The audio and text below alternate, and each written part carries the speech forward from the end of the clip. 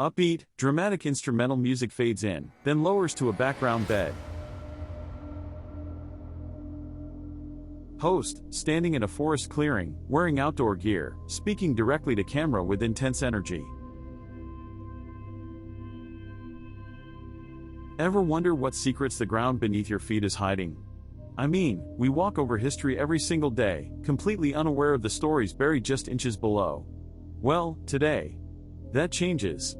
For the past 6 months, our team of archaeologists and historians has been working on a site that most people had forgotten. A field, now a peaceful stretch of woodland, that was once the stage for a brutal, chaotic battle over 2 centuries ago. We got permission, we brought in the gear, and we started to dig. And what we found? Honestly, it's rewriting a small piece of history and left every single one of us speechless. Music swells slightly, then cuts out. But before we get to the big shocker, you need to understand the setup. This is the site of the Battle of Cedar Ford, fought in the autumn of 1817. Historical records are sparse. We have a few officer reports, a couple of letters home, and a rough map in a county archive. The official story was that it was a short, sharp skirmish between militia and, well, we're not entirely sure who. A running fight, maybe a few dozen casualties total, over in a couple of hours. A footnote.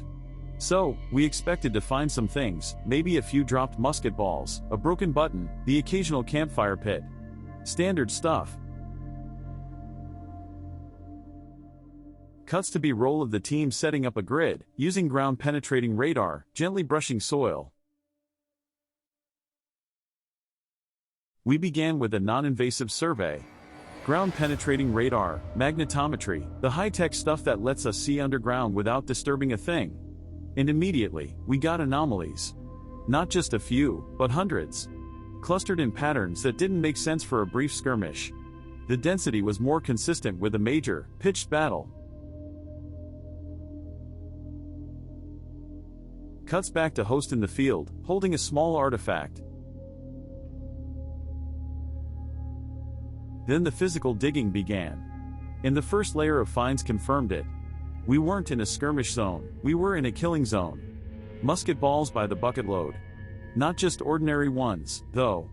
We found .69 caliber balls from American smoothbore muskets, .75 caliber balls from British brown besses, and .71 caliber balls from French Charleville muskets. Close up on the different musket balls, labeled on screen.